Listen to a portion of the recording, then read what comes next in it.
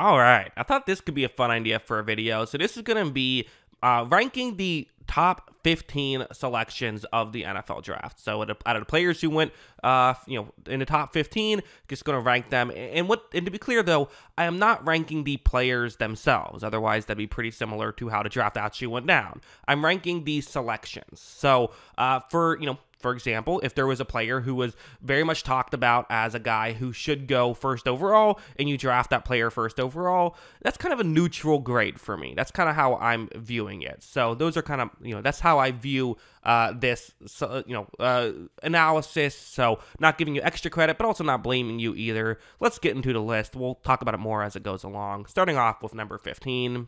It's the one that you kind of knew what was it was happening, right? Michael Penix does go at 15. Again, I think you can make the argument that Penix is going to be a really good player. I like him. I don't hate drafting him at top 10 pick, but I'm kind of, I'm pairing the decision with the decision to pay Kirk Cousins. And if you want to say that's unfair, okay, maybe. But at the end of the day, either it was a mistake to pay Kirk Cousins, in my opinion, or it was a mistake to draft Penix. One of them was an issue. Don't love the thought process there by Atlanta. They're not maximizing their resources. Penix could be a great player, but I think he would be a great, if he is, then they shouldn't have paid Kirk Cousins, so he's at 15.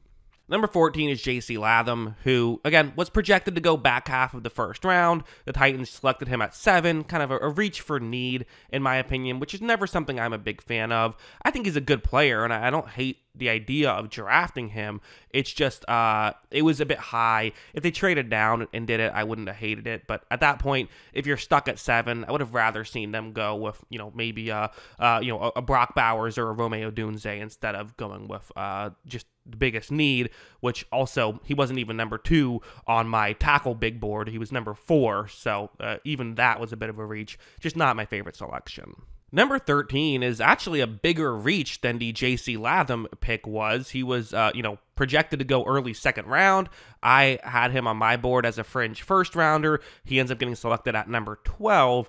But the reason why I'm not going to crush it so much is quarterbacks are weird. He was the last quarterback available that was like one of the top guys, so he wasn't lasting to round 2, I don't think. Your choice was to take him then or to not have a quarterback. I think giving him a shot, if he stinks, you can get a new quarterback next year. Not terrible logic, but I do think maybe I would have, if I was in their shoes, I might have just waited till round 2, and if he's gone, said, okay, it is what it is. Because there were good players on the board, but it's not a terrible idea either. So it's not my favorite selection, but I totally understand the logic. So it's at number 13. Number 12, Jaden Daniels, who's a guy that, I wasn't crazy about as a prospect, but he did grow on me as kind of the evaluation process went along. There are some real benefits to him. I just didn't love drafting him over Drake May. Again, if I'm ranking the prospects on how good I think they could be, he'd be a lot higher on the list, but I'm not doing that. I'm ranking the prospects based on, how was the selection itself, which I like Drake May more. If you like Daniels more, then it makes sense for you to put Daniels higher on your list, but that's my opinion. And in fact, I even have a whole video breaking down the difference between those two players and who's better, and kind of explaining my thoughts on why I would give the slight edge to May. Number 11, the Joe Alt selection by the Chargers. It wasn't horrible. Like, honestly, I think that these top 11 picks, I'm like, yeah, pretty good pick. Like, at the very least, like, yeah, pretty good pick. And we'll get into it, my next pick. It's just, there was a player I would have rather them gone with, which was Malik Neighbors. If I was the Chargers, I would have drafted Malik Neighbors. I had Neighbors higher on my board, and I think that's a bigger position of need. I get that that's not what Jim Harbaugh does, so I'm not like, how could they do? I get it. But like I said, the top 11 picks are all pretty strong picks in my opinion. Just because I had someone else I liked a little bit more, I'm going to put it at 11. Number 10 is Caleb Williams, and again, just in case anyone missed the beginning part of this video and is freaking out right now, I'm not saying Caleb Williams is the 10th best player. I'm saying that Caleb Williams was supposed to go first overall. They drafted him first overall. This is a neutral grade for me. They did what they were supposed to do. The only thing they could have done with the first overall pick was screwed it up. And it's not even one of those like, Joe Burrow was supposed to go first overall, but like some people thought Tua might be the guy. Like there was some discussion. Like there's no discussion. Everyone was saying Caleb Williams should go number 1. So even Chris Sims was like number 1. Like he didn't deviate. No one deviated. We were all, when have we all agreed on a prospect before? So I can't give you too much extra credit for it. That being said, I think that he's probably the pick that will have the biggest impact, in the next 15 years. It would be my guess. I think he's easily number 1 prospect on the board, but it's a neutral grade because everyone knew that.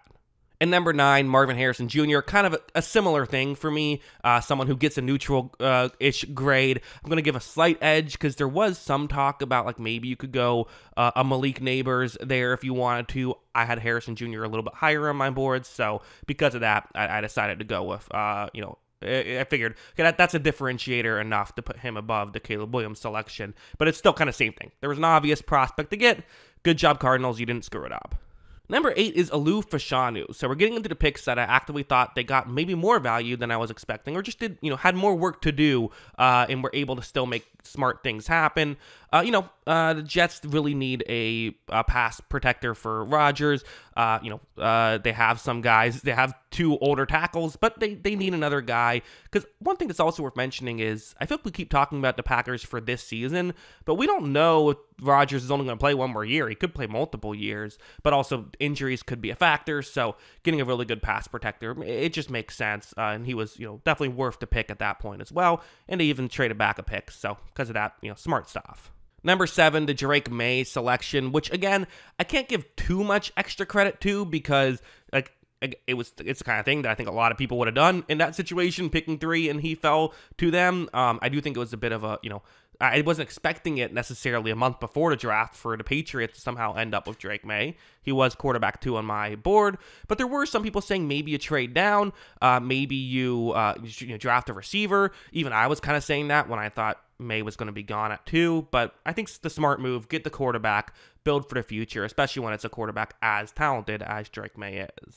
Number 6, I'm going with Talise Fuaga, who, again, you could make the argument that this is kind of an obvious pick, and that, of course, you should, of course, they should be selecting Fuaga. He was the next highest, tackle on the board, and, they needed a tackle. It makes sense, but I don't know if it's that simple. I think that there definitely could have been other players they could have selected that late into the draft. They could have gone with a defensive player. Felt like that was worth it. But I think Fuaga is a great player. I think the fact that he, fills the position of need just makes it a little bit even better. So, yeah, he's number 6 on the list. And number 5, I'm going with J.J. McCarthy. And not just the fact that they drafted him, because that alone is good player, but I also think that waiting and not spending that extra first-round pick to trade up and get him, which I think a lot of people thought they might, being patient and eventually trading up a spot just to guarantee they got him, but they did not have to trade up a ton of draft capital. They get I think still a really good quarterback. Like, again, for me, I had him and Jaden Daniels and Michael Penix kind of all in the same tier.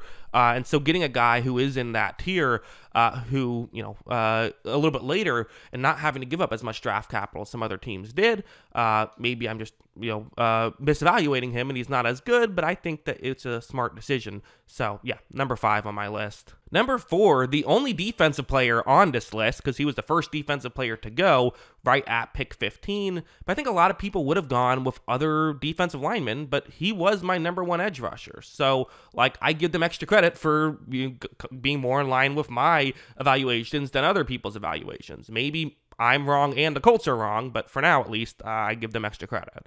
Number 3, the Giants do go Malik Neighbors, which again, they could have gone quarterback, which I think a lot of people thought they might go quarterback. I like the idea, though, of when the top 3 are off the board, let's just burn a year. We need to get more of this Daniel Jones contract off the books. Let's just give it a year. We're getting a great player in Malik Neighbors who could be a cornerstone piece of the franchise. Let's build a core, and then let's get a quarterback next year. You're probably going to have a good pick, and hey, if Daniel Jones plays well next year, well, then perfect. Then you don't have to worry about it. That's a win-win situation. So, yeah, he's at number 3. Number 2, the Bears go with Rome Odunze, which, again, I think a lot of Bears fans might have been tempted to say, hey, let's get a Lou Fashanu. Let's get a tackle in the mix here, which I wouldn't have hated had they gone with an offensive lineman. But I just think that receivers matter so much in today's NFL. Getting a Rome Odunze to be your number 3 receiver is just such a smart idea to help out a young quarterback. And just in general, trying to compete, it makes sense. He's, I think much better than just the 9th overall prospect. So, yeah, I have him at 2. And number 1, I'm going Brock Bowers with the Raiders, who, Raiders could have traded up for a quarterback, decided not to do that, which maybe you would have liked to see them have a quarterback. I think if a quarterback falls to them, they might have taken him. But at that point, it didn't happen. And they had positions of need, right? For sure, they could have gone after a Fuaga, but and tight end isn't a massive position of need. They're okay there, but it's like, why not just get the best player available? Get a guy who, I believe I had him 7th on my big board. In fact, I think he just was 7th on the consensus big board. He's someone who people thought was an elite level prospect, but he kind of fell in the draft. Okay, you don't need him, whatever. It seems like that was the Jacksonville Jaguars when they drafted Josh Allen, the edge rusher, was just this player that's everyone says is the blue chip prospect happened to fall to us. Let's just take him. As a Tampa Bay fan, my team took Devin White because we needed a linebacker. I wish we didn't do that. So good job by the Raiders for not making that mistake. Well done by them. Although, we won a Super Bowl later. I can't complain. Maybe the Raiders will win a Super Bowl with the strength of Brock Bowers. We'll see how it goes. But yeah, those are my thoughts. What do you think about this list? Let me know. Do you agree? Do you disagree? Let me know in the comments below. Always love hearing from you. And of course, as always, thanks for watching.